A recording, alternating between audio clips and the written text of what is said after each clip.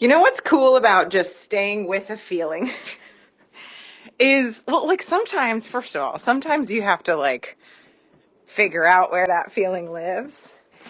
And then once you get it, to just be like, oh yeah, hey, I see you. I see you, fear. Hello. I am afraid of this thing.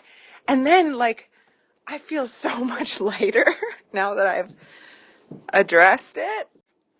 Not to say that it's done, but it was really great to identify like, oh, I think actually this thing is holding me back. It's an interesting thought. And yeah, Jessie Buckley came to mind because I remember seeing like a quick clip of her speaking with the chick who played Elphaba in Wicked in the movie. And that actress was saying, like, I always watch your roles, Jesse, and I feel like worried about you. Are you okay? Because you throw so much of yourself in them. And Jesse Buckley's answer was like, yeah, my life is so simple. So I'm able to go and throw my whole self into these roles because I come back to like this really nourishing, simple, grounded place where I build everything back up again.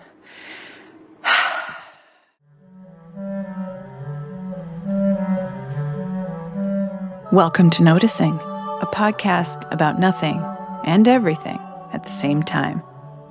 In this week's episode, we speak to Jenny O'Connell, a woman who has always lived in the world with her entire body. She's a writer, a naturalist, outdoor guide, ultimate frisbee player, and a fierce lover of the world who reminds us all to leap. What felt remarkable about this conversation is how many times Jenny had faith in her life and acted accordingly.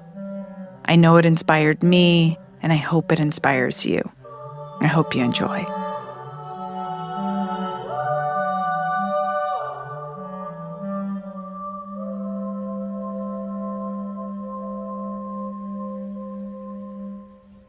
I have the pleasure of introducing a dear friend today. Jenny O'Connell is someone who wrote straight into my soul, and I saw her writing in many ways, and I think we started following each other's newsletters or something, or Instagrams or something. It doesn't really matter. It was just a very pointed feeling. And every time I read something she wrote, I felt this is someone who was cut from the same cloth that I am. And that's a very big deal for me to say that, because I've never met someone that I've found that so closely seemed to metabolize the world like I did and share it with abandon like I feel I must. Someone who can tap joy and aliveness in the way that I feel I am able to do in a world where like I don't see a lot of people doing that. And then one day, I don't remember who asked who. It might have been me. We just decided, like, can we just go sit on a beach? And it was the end of springtime, so the water was still cold. And I had seen her as someone who sometimes gets in the cold sea. And I said, maybe we could just go to the beach and just see what happens. And so we did. And it was... I will use your words back at you, Jenny, when you say, like, you know, when your life just catches you sometimes. Being on the beach with Jenny felt like my life was catching me, because we immediately went to like a deep thread that we both shared. And meeting a stranger when you can get so immediately real with them is pretty uncommon. And since then, we have our friendship has deepened, and it's always been supported and incredibly authentic and refreshing to me in this life. And I am thrilled to talk to Jenny today. Becky knows you now as well. And yeah, there's so much more I could say, but just meeting someone who feels like a true kindred spirit in a way unlike anyone I'd ever met is what I would call you, Jenny O'Connell. Oh, so good to be here, Christina. Can you just introduce me for everything I do from now on? That was the most heartfelt introduction. Yeah. There've been like 40 cold dips since, and I'm so glad about it. Mm. Yep. And actually, I was thinking, because I've mentioned it here before, and probably to you in real life. But I read Mary Oliver. I have her devotions book, which has a selection of lots of different pieces of poetry from different books she's published throughout her lifetime, and I read it to my daughters before bed. And I have one that I'd love to read because it reminded me of you, and then we can just go. So here it is. It's called The Other Kingdoms. Consider the other kingdoms. The trees, for example, with their mellow sounding titles: oak, aspen, willow. Or the snow, for which the peoples of the north have dozens of words to describe its different arrivals. Or the creatures, with their thick fur, their shy and wordless gaze, their infallible sense of what their lives are meant to be. Thus, the world grows rich, grows wild, and you too grow rich, grow sweetly wild, as you too were born to be. Christina, I can't believe you picked that one because that quote, the end of that poem, just those last two lines, are listed as an epigraph in the draft of my book right now that I have. Ah, grows sweetly wild. I mean, that feels like, I mean, nobody even knows that you have a book. Do you want to start talking about that? I mean, I didn't list, we purposefully don't list people's accolades or things. It's, yeah. So you're a writer. Um, yeah, yeah. Well, I love that. I love that you just start with the connection and it grows from there. But since you're my friend, you also know that this is basically all I can talk about right now because I am in the process of finishing it. I have been writing a book for 10 years. It's a adventure memoir. It's called WILDHEART, and it follows a journey that I took back in 2014 when I met. It was based on a meeting I had with a woman who was a legend in Finnish Lapland. I was I'm a big zigzagger. I started as a musician. I studied music in college, and then I fell in love with the natural world and just, I've always been in love with it. But when I came out of college, I just kept getting these nudges like, you need to go outside, you need to be outside, you need to be moving your body outside, you need to be connecting to place. And so I did a 180 from my music education career and ended up becoming an outdoor guide. And I moved to San Francisco to this national recreation area just outside the city where I taught as a naturalist and started to get into outdoor guiding around California as well. And it was such a strong pull. And when I met the woman's name was Petronella, I was 26 years old and I had been following this pull from wild places, from nature to connect. And I had been really reorienting my sense of the world around that. And I was just starting to wake up to some of the ways that I had been, for lack of a better word, tamed by my society, ways that I had been taught to live or to think about what I could expect from my life. And I was craving something wilder and I didn't know how to do it. I, was looking for examples. And my friend down the hill from where I lived in this coastal village in California was taking care of her 89-year-old mother who had dementia. And so I just brought over a quiche and a bottle of wine one night.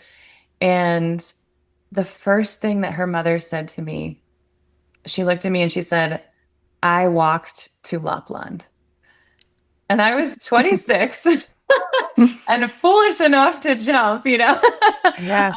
which like, may I still be, please, at 39. But I just had this moment. It was something else passed between us, like something more than just conversation. There was like this current of energy.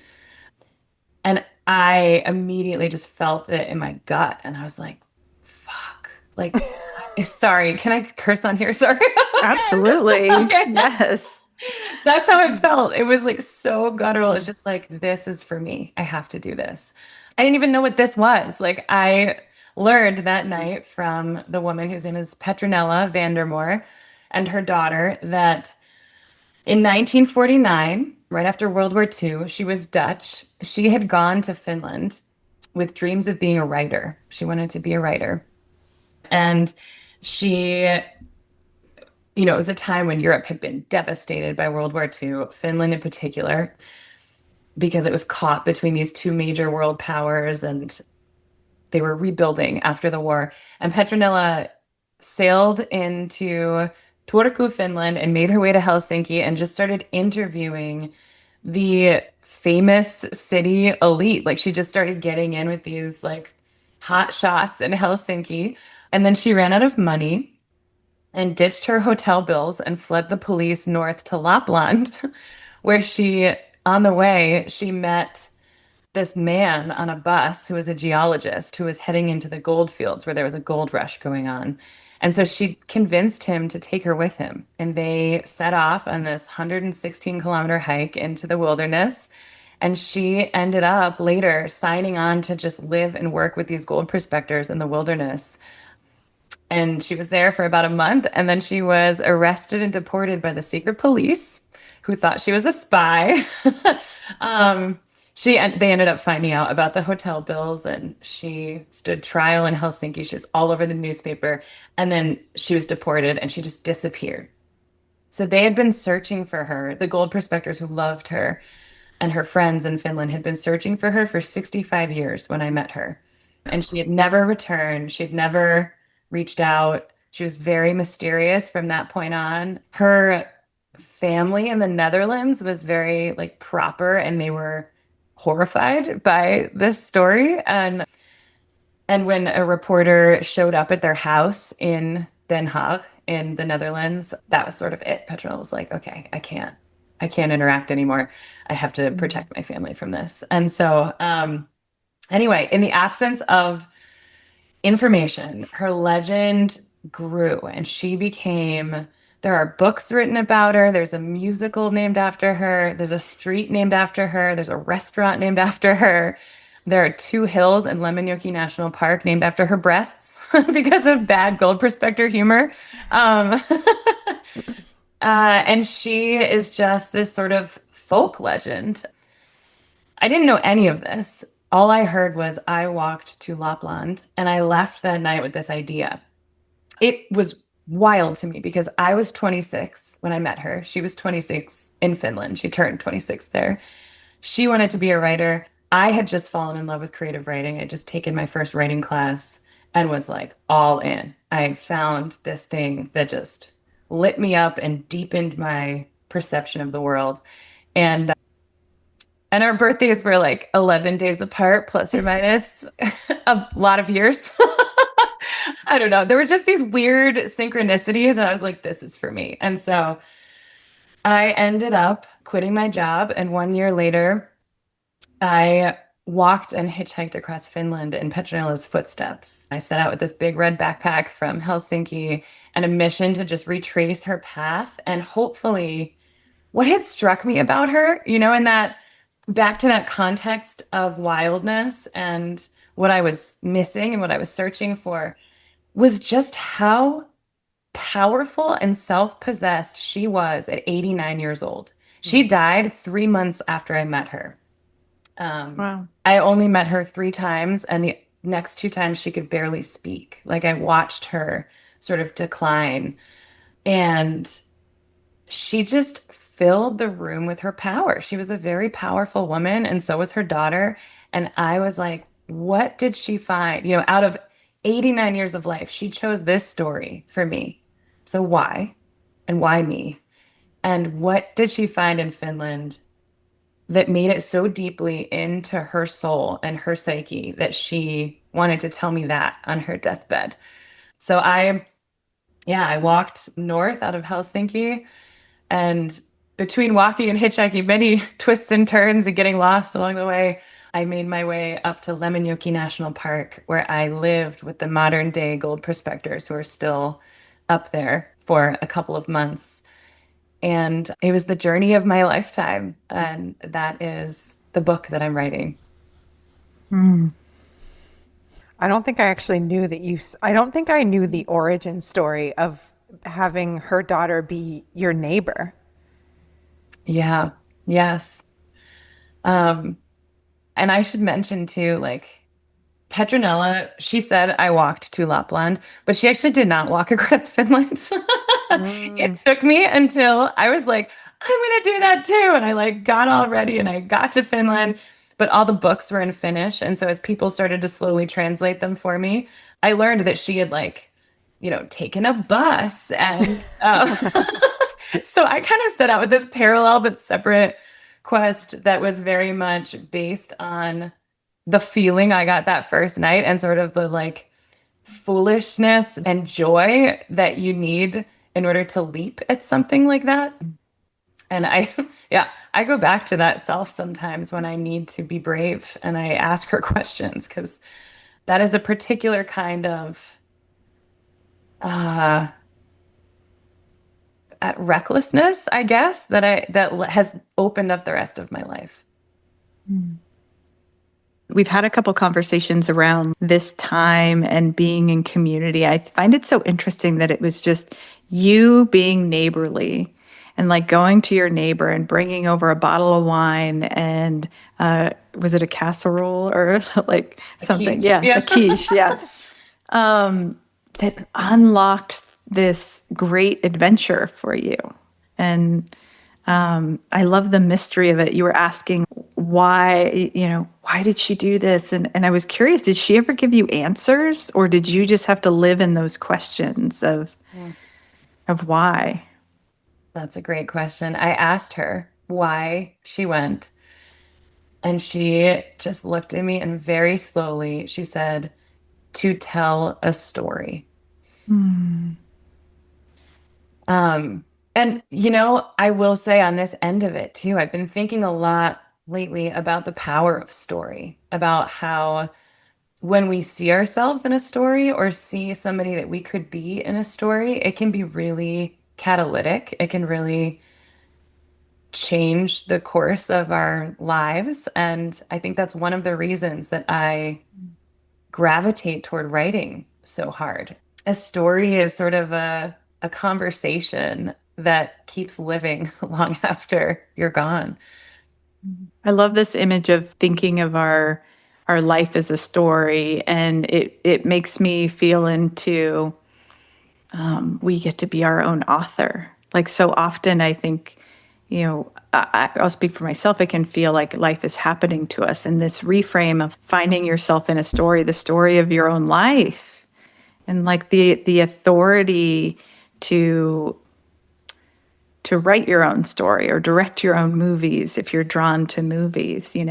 And I wrote down tame and wild, and it even strikes me of like, it's wild to think I can write my own story, but if you're tamed, it's like a different orientation, right? Like when you're tamed, it's like there's some authority outside of you taming you. But when you're wild, it's like, no, this is my story. This is my wilderness.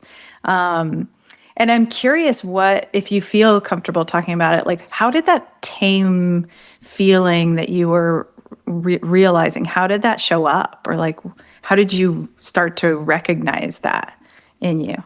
Mm. Becky, you're putting your finger on the heart of my book right now, and it's so exciting to feel you just like holding it like that.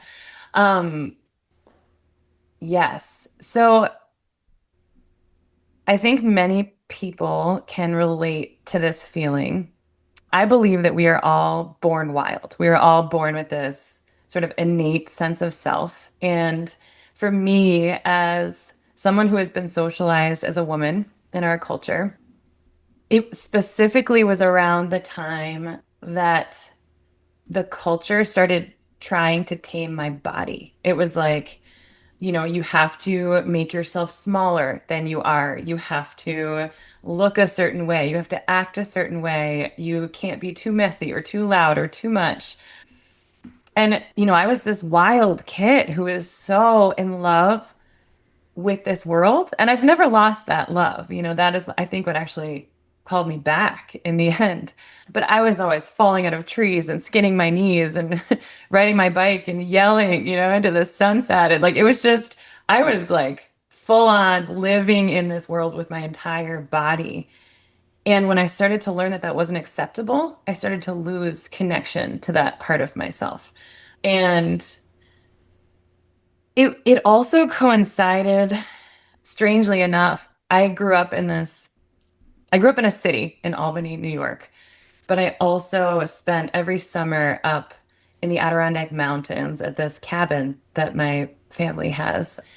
And kind of at the same time that I was being disconnected from my body and my own knowing, there were also changes that were happening to the land. Like trees were getting cut down, there were bushes that were taken down, there were like more people started to drive golf carts around. It just became a less wild place as I grew. And so I think I've never been able to separate my own taming with the taming of land because of that. But I've seen it in so many bigger scale ways too in our world right now.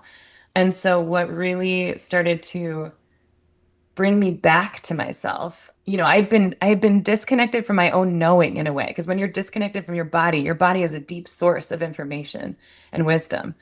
And like old knowledge. And so when I became disconnected from my own knowing, I stopped, to what you were saying, feeling like I could direct my life in a certain way or live in a certain direction.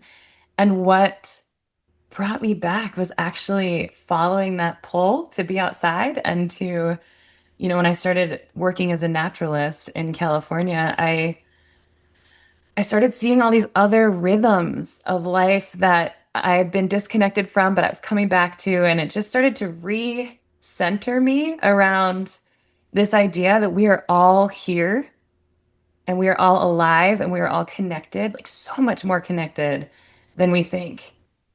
And that connection to place brought back my connection to body. I started going for adventures. I became a raft guide and I learned to read rivers and to really like throw my body into those kinds of situations.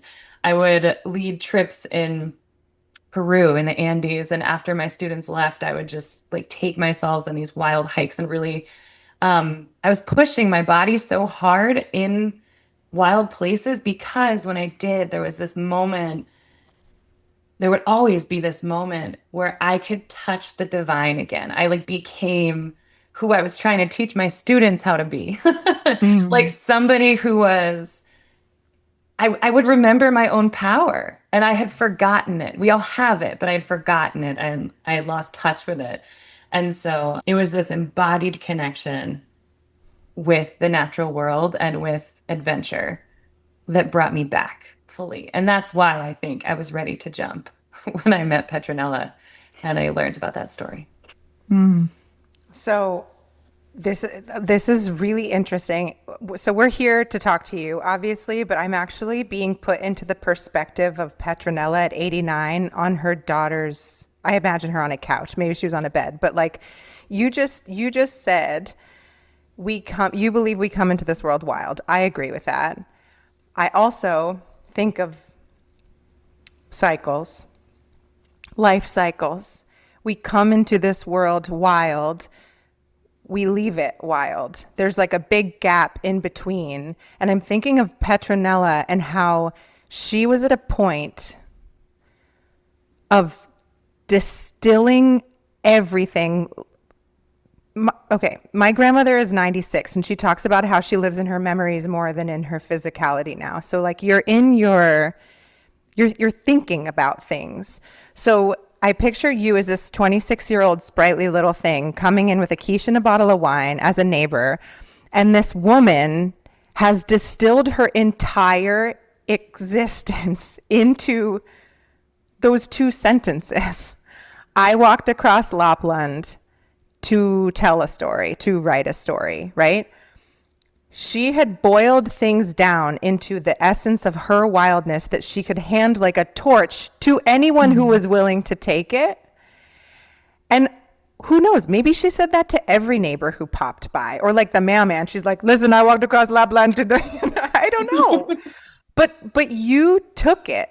You took the torch because you saw something in her that you shared, right? And you decided to like do the thing. And it feels like now you get to, you're not 89, you're 39. And you get to hold that torch in your center and like preach it is the word that I'm coming with, but I don't, that has some baggage. But you get to lead. You know what I mean? Like you get to lead right now so that there's not a wide gap between a soul entering and leaving a body as wild and wild. Like what if the in between is like really thick with wildness? Yeah, and I think it's important to note this is subtle, but I was in touch with my own intuition enough Yeah. to take her seriously. I think it was really easy. And actually a few times my brain would take over and I'd be like, well, she has dementia. And when people have dementia, they just start like random memories come up and they just like maybe that wasn't actually for me or maybe that wasn't important. But but what really, I mean, this this is an interesting story. After she died, um, I brought her daughter, I met her for lunch, and I brought her this sympathy card that I had found stuffed in the back of all the cards at the grocery store.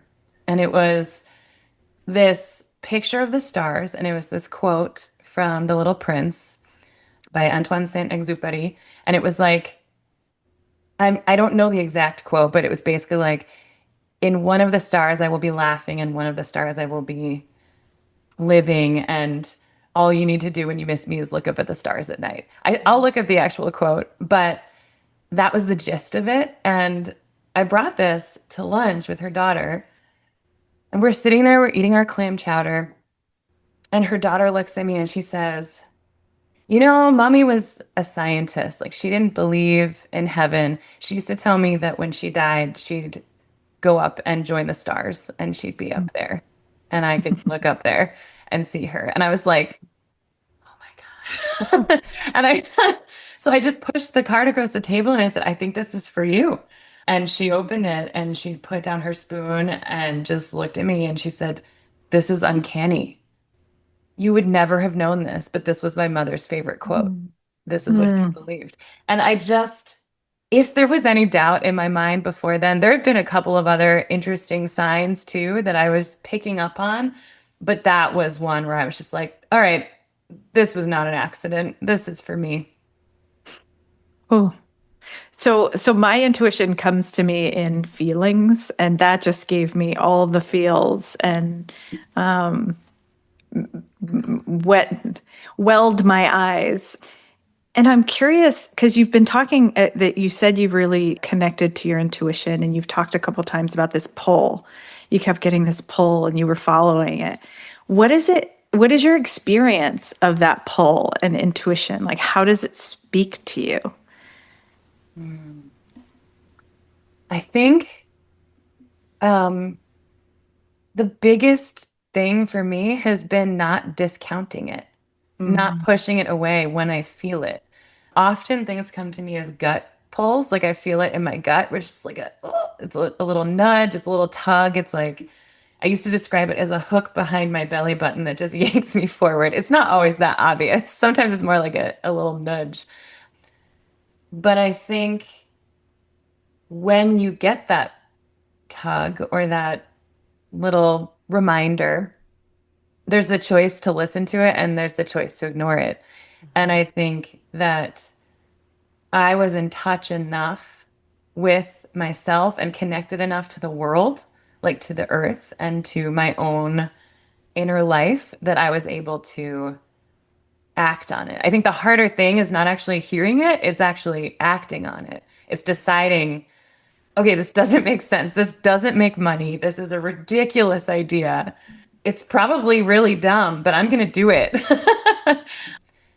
And God bless the foolish ideas, because I would not have this life that I love so much had I not taken Mhm. that leap before my brain kicked in and cut it off. They're only foolish ideas because of the society we live in.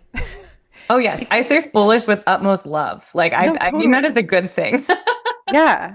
I'm someone who like lives on foolish ideas. I'm like surfing on a sea of foolish ideas to just be like, where do I go now? And it's really challenging to be that type of person sometimes in capitalism. Yeah. Well, that's what was coming up for me is like who's doing the taming and that connection to inner authority has been has attempted to be tamed out of us, especially those who inhabit a female body, other ways of knowing, other ways of certainty. Yeah. And that is why I write about wildness. Like, Becky, you are so good at distilling things down. Like, you want to come just help me finish my book right now? Because that'd be really helpful. I write about wildness because each of us has this light in us that when we feed it and when we let it grow, it becomes too unruly to control. And there are systems of disconnection that we live in, or there's a system that wants us to be disconnected because others benefit from us being disconnected from our own knowing and our own power. And so I see my body of work and kind of my job here as relighting those little fires and just reminding people of like, we all have this. We all have it. And that's a beautiful way to resist is to just fan that spark and to listen to it and to come back into a conversation with your life, a conversation with your own knowing and your own power. Mm. I love that you call that out, that it is resistance because it's all these systems that want to disempower us. And yeah, and it's so joyful to connect back to yourself and so powerful. And I think when you do, you connect back to much more than yourself too, right? Real wildness to me is a deep and sometimes messy connection to yourself, to other people, to your community, and to the earth. And if we remember that we are alive and connected, I think we would live a lot differently. I think that, yeah, we'd be able to thrive differently. Yeah. Yeah, I think I think it's inevitable that even if you don't start off, even if you just start off trying to connect to your own, to use your language, wildness or your own inner knowing, I think it's inevitable that you get to a place of realizing that your true self is deeply interconnected with every other being, every other relative, plant relative, animal relative. And we would live a lot differently. And that's, one of the reasons why these systems don't want us to connect, because then you can't exploit your relatives if you recognize them as deeply interconnected with who you are. Yes, yes. And right now we're watching, for example, the US Forest Service just got quote unquote consolidated, and we're watching this attack on our public lands and these wild places. And we're watching land being parceled and sold off for private profit. And I don't think that this would be happening if we understood wildness as a value, if we held it, if we realized that actually wild places and wild land is so deeply integrated with our own wild selves and our like we are all connected in that way. And I think if there was a stronger value placed on wildness in our society, that wouldn't be happening. We wouldn't be here. Yeah. Knowing what's happening right now and knowing how deeply connected you are to the earth and this land, how are you holding, like, and also knowing you is like holding so much joy. How do you also hold the grief? Because I imagine there's so much grief when you love the world as you do. How are you holding it right now in this time? That's a great question. Um,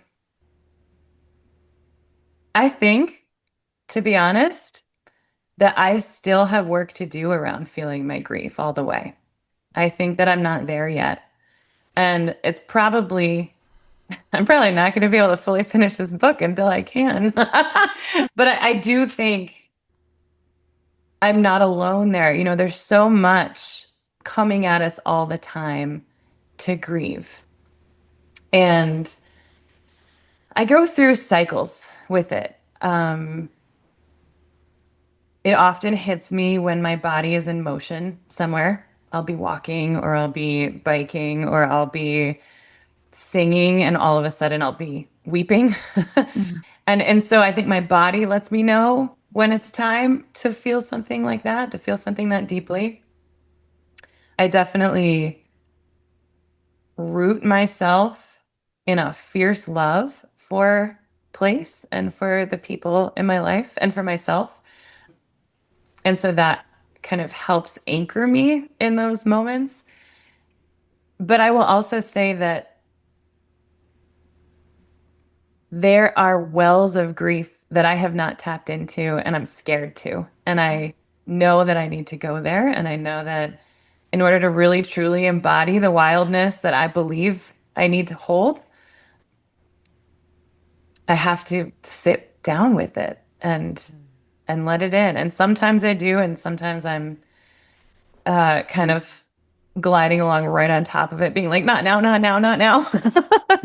Which, I think it goes with what Christina was saying too about the structure of our lives and how we live in capitalism. And there isn't time to grieve in my life sometimes. I just quit my full-time job to finish this book because I realized I couldn't do them both at the same time. I didn't have the correct amount of emotional bandwidth if I was doing both. And so, I think there will be more space now, and there has been more space since. And I think we have a broken relationship to time in our culture, and grief requires time. Hmm.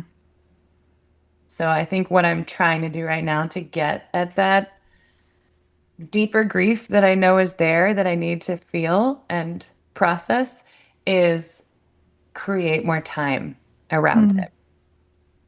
So I want to hear more what you just said about we have a broken relationship to time. But first, I just want to thank you for that answer around grief. I think it's such an honest answer. And I think,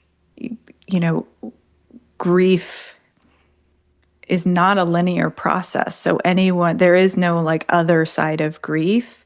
So I think it's such a beautifully honest answer. There's no right answer here, There's no right way to hold this incredible amount of grief that we're bombarded with on a daily basis. And I'm so curious to know more about how you think our relationship to time is broken.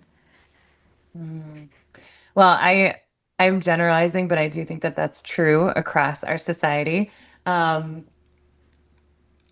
I can speak for what I see in society, and then I can speak specifically for myself because I have sort of a different relationship to time that is also or has also been broken that I've been working on fixing for a long time.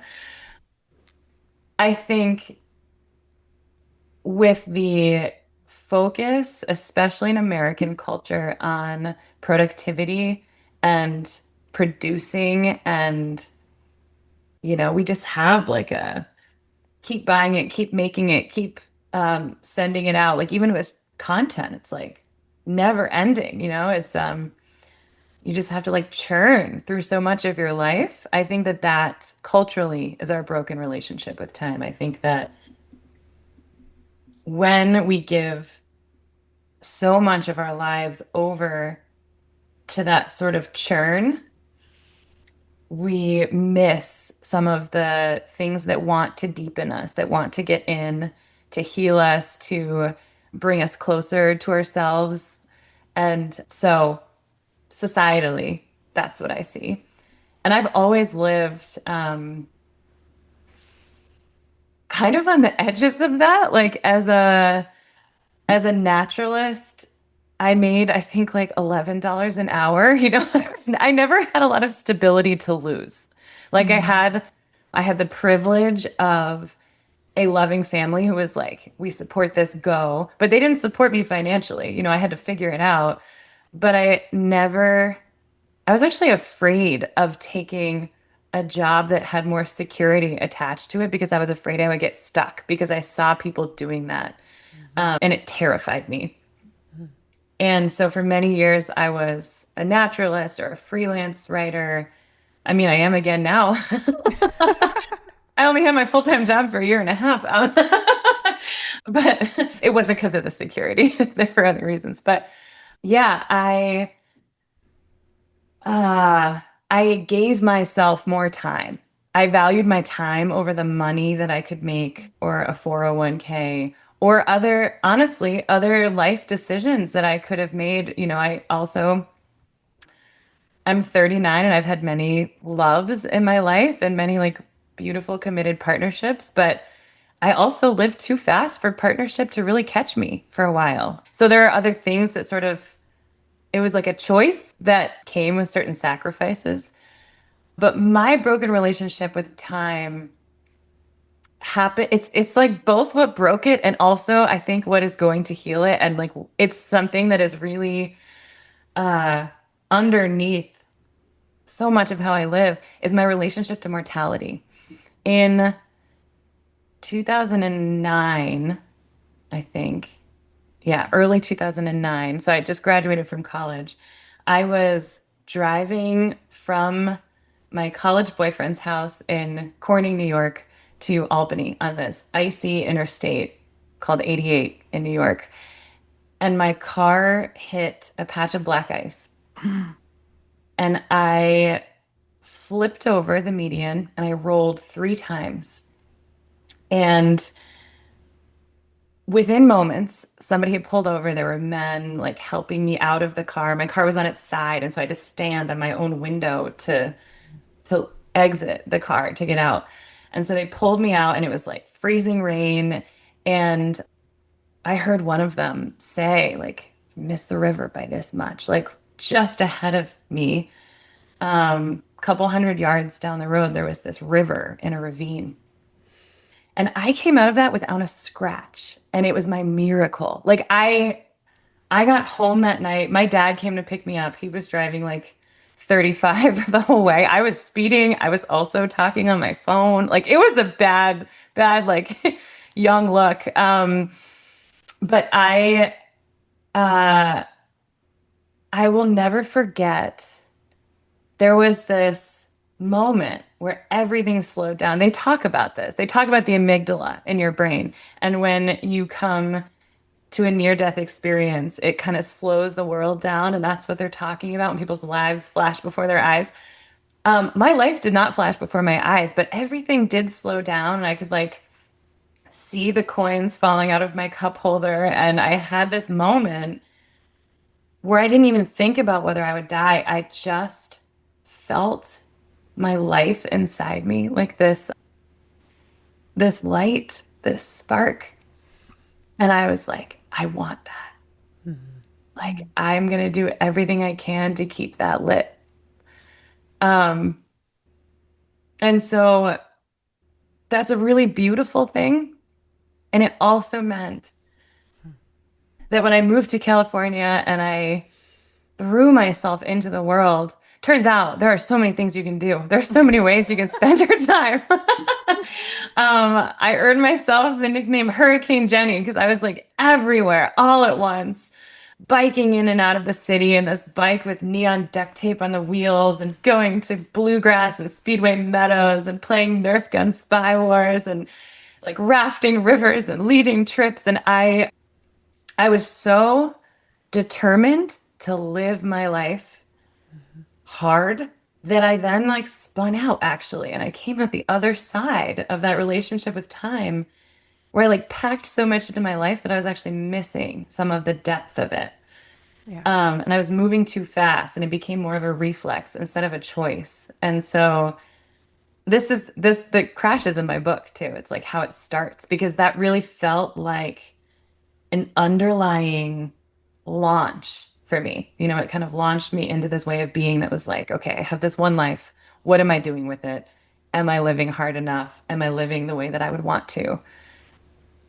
And, you know, when you do that for long enough in so many directions, it can also become shallow if you're looking outside of yourself the whole time for the answers, for depth, for what living was.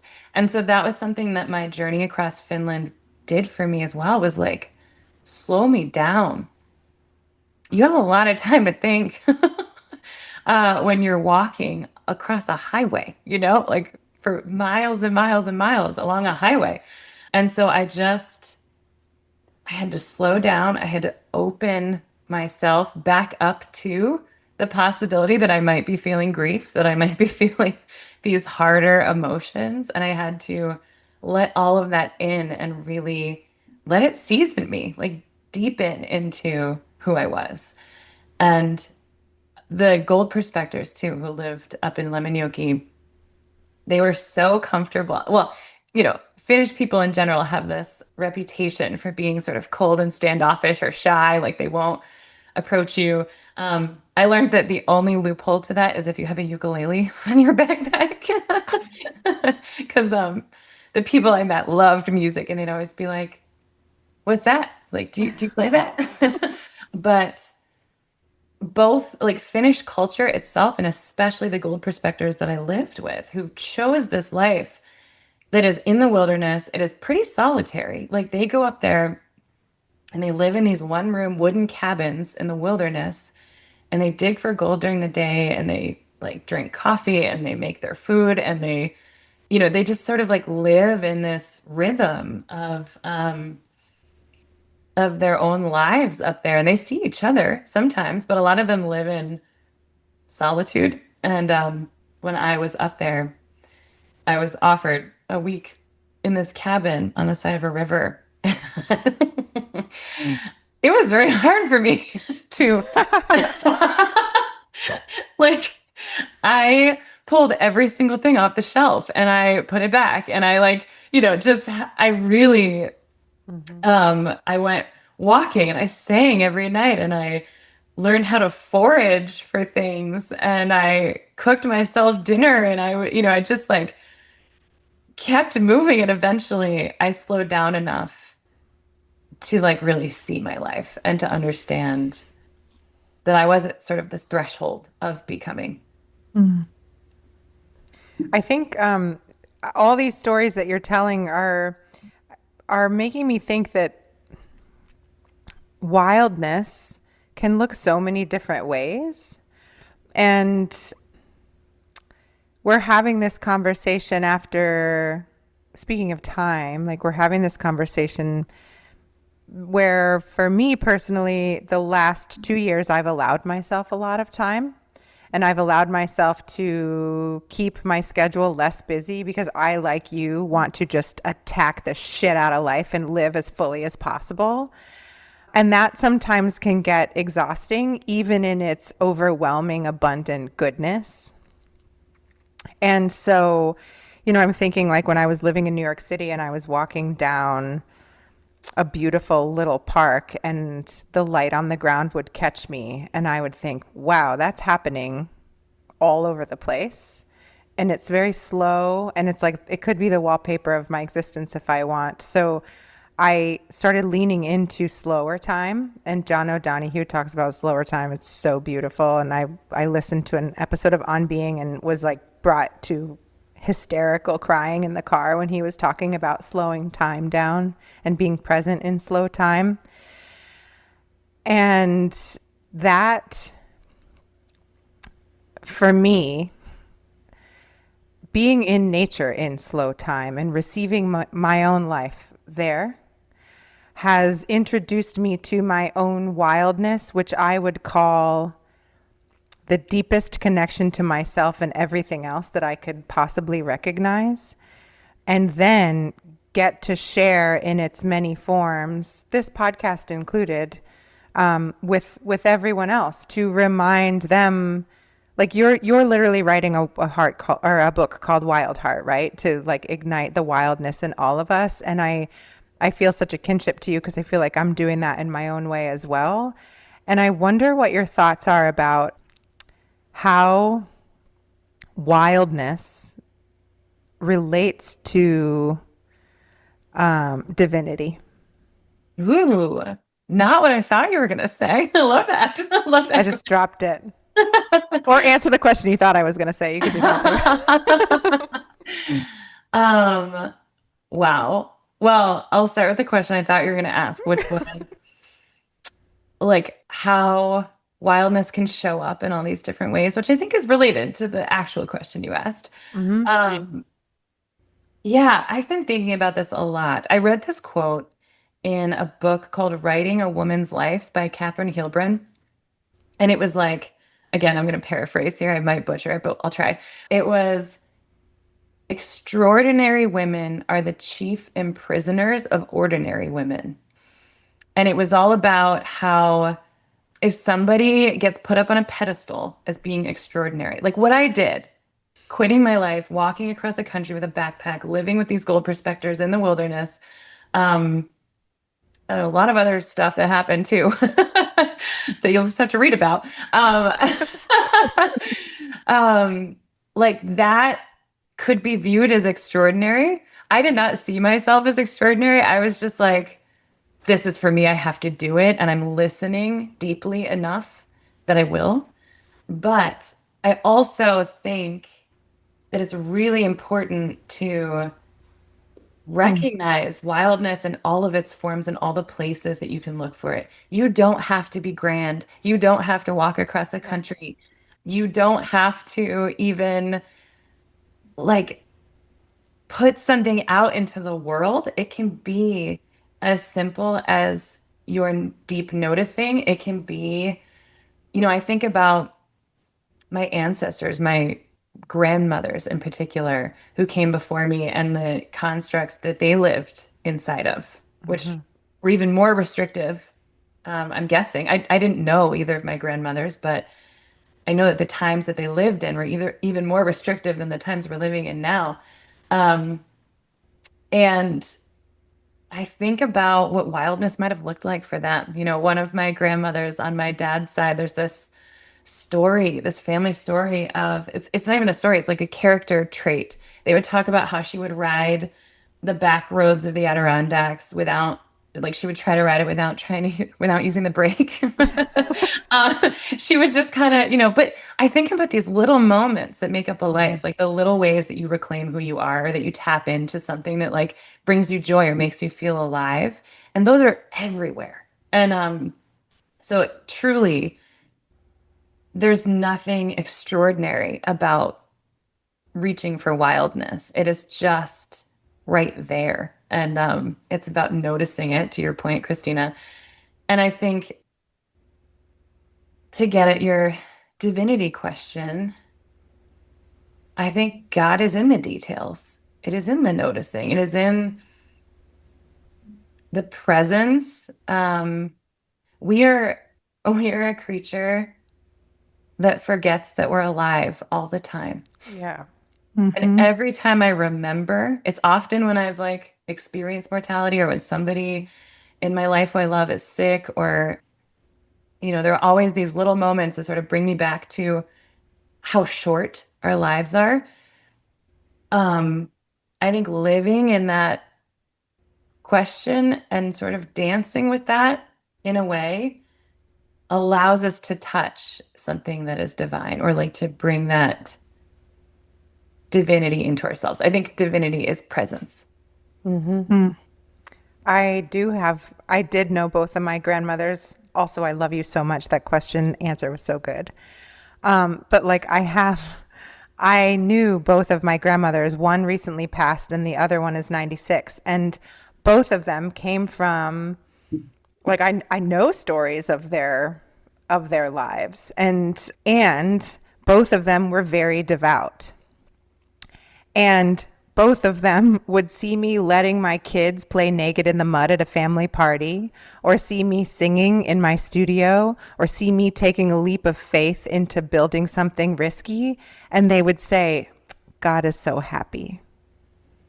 Oh, Because they're witnessing my aliveness. And I believe I share your belief. God is presence. God is in the details, all of those things. And I believe that the more of us who stand proudly, loudly, quietly, does not matter, in our creative center, in our presence, in our calling, even if it looks different throughout our lifetimes, that is like a divine expression of our life lived fully. yeah. Yes. I've always been, like, my whole writing career, I've been surprised by how similar the act of writing, when I really get into the flow of it, when I really get going, it feels like I'm touching the divine. It feels like there's something else that I'm just like wrestling with or grappling with, or just like touching. Like I just get to be there in that presence. And that's actually, it surprised me the first few times I felt it, how similar it was to when I was hiking on a mountain after dark, or rafting a rapid with full presence and devotion of just like, we have to do this, that what you're touching is the same. It's like that deep presence and that deep connection. I mean, we are the only beings that we know of that are born with conscious awareness to notice what has been created by God, source, whatever you like to call it, and then reflect back in our language, in conversations like this, the beauty. And I'm not saying this level of sentience isn't existence in other beings, but we're the only ones we know about that can talk about, look at what has been created. And I'm looking around I live in the country, I'm looking at the mountain. I'm even looking at these invasive ladybug impersonators that are infesting my house. But like, that's pretty fucking cool that God created a being that tricks me into looking like a cuter being. Anyway, it's like, of course we're touching divinity, because we're touching our, what I think is our in purpose in this life is just to notice and be present and reflect back to source. Look what you created. Look what we created. Yeah, another word for that is love. Yes. Yeah. Because you can't love anything if you don't know it's there. You have to look first. You have to be present with it. A naturalist I knew once said, love is sustained, devoted attention. Yes. What's also striking me in these conversations, and probably because it's very top of mind for me, but as we've been talking about time and right relationship with time, and as we've been talking about wildness doesn't necessarily look like going, packing in as much life as you can, that the cycles that we're all pointing to are all feminine, that time is circular, time is cyclical. I keep thinking about yin and yang in Taoist philosophy and Chinese medicine. The yin is the feminine, it's dark, it's hidden in the shadows. Even what you talked about of like the the exceptional women entrapping I can't do quotes, but the essence of what you're talking about of like, it's not just the people climbing Mount Everest who are in touch with their wildness. It's people quietly in the shadows, just being with their own life. And yeah, I think of the masculine, it's the light, it's the sun, it's everything is seen. If you don't capture it on Instagram, it didn't happen. It has to be in the light. And especially since we're, three beings in female bodies,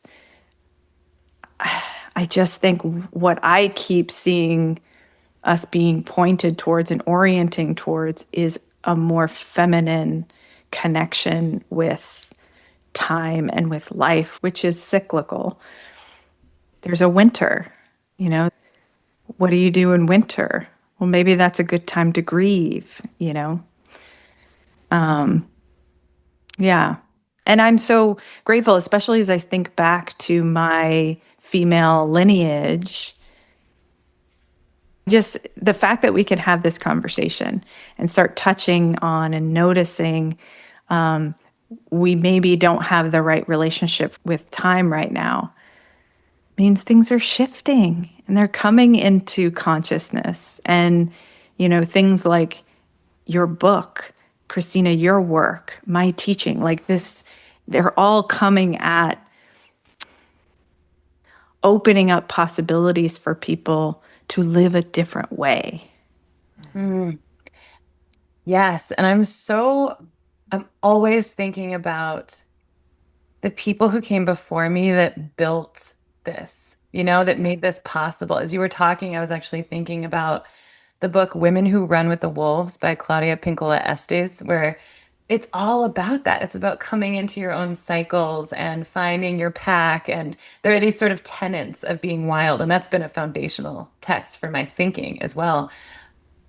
But over the years, through story, through research, through living in these different directions, people have been paving the way to this moment. And I think you're right, where we are at a moment where things are shifting now. But it's not lost on me how many people had to like throw spaghetti at the wall before me to see what stuck and to like build to this moment. There are so many voices that we stand on, and I'm so grateful for them all the time. And I think conversations like this build scaffolding for more, I hope so. I think so. I mean, I'm even thinking back to when we were talking to Leah and talking about like activists in the past and the feminists in the past who it's easy to look back and think they didn't go far enough or they didn't, do enough, but they passed the baton. They rose so we could stand on their shoulders. Just like Petronella. She didn't mean to. I'm sure she was responding to the need of the moment and sort of the desperation of it. She wasn't thinking, oh yes, one day this will, like I'm going against the grain and this will inspire somebody. But she was living close to herself. She was listening. Well, that points me to like Christina and I have talked so many times about the ripples out of these conversations, and the ripples are none of our business. It's nice to, when someone reflects back that a conversation touched them. It's amazing and wonderful, and it's not the point. And we never show up here with that intention. And talking about like touching that divinity when we touch that wildness inside and live from that place. It's not our business to know how it ripples out, but I just think there's a harmony and there's like a bigger web that we are interconnected with. And when we touch that wildness and live from that place of divinity or whatever language works for you, that place of knowing inside, that aligned place, then you're playing your piece in the ecosystem, right? You're playing that very necessary, irreplaceable role in the ecosystem of the universe. And she might have just been like telling us, she did her walk, she's telling a story to you, doing her thing, and it's not her business how it ripples out. But she needed to do that because you needed that little piece, you know? She gave you resources or nutrients for you to live into your own wild place and divinity. And it's, I don't know, that excites me. Just imagining this cosmic web that we're all connected to and we all play our role. I've been thinking about the nature of legend a lot as I write toward the end of this book. And I think that all it really is that legendary people are people who illuminate what feels legendary in us, like what feels like it has the potential to be legendary. They make the people who read about them or think about them or tell stories about them feel the legendary nature inside of them. And that's what she did for me.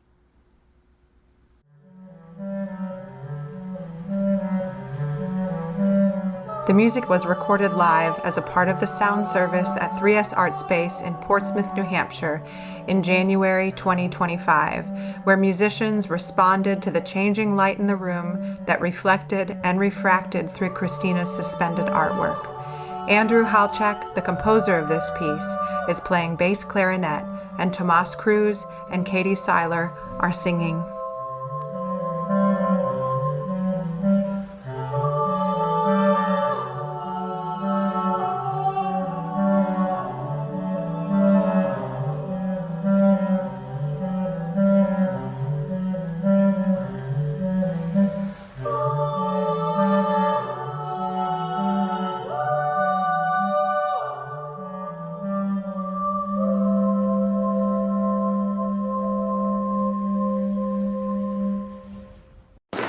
I just had a thought that utterly tickled me. I won't even do progression of thought to try and get you to catch up to how I got to this thought, but there was a lot. But the thought was, you're the Jessie Buckley to my Chloe Zhao. Because I've been watching, like, through this whole award season, I've been watching a lot of interviews with both of them. And like you've already said, you connect with her. You totally have the same energy. But I've watched them both, like, through this experience of making this movie, both of them being just alive and present and touching their own gifts in a deeper way. It, like, magnified out, like, their partnership, similar to our partnership, turned it into this, like, I don't know, something bigger than themselves, right? Yeah. All I have to say is it tickled me and it made me very grateful for you. And it really is when people, like, there's something about our reciprocity that amplifies out. And I think it's probably less rare in this world than, I feel like when people are fully themselves and in touch with their gifts, then they resonate with the people that will amplify their gifts and each other's gifts. I think that's just kind of the way the universe works. It's really fucking cool. I'm really grateful. I am finding the people who amplify my gifts and that I get to amplify theirs. Reciprocity.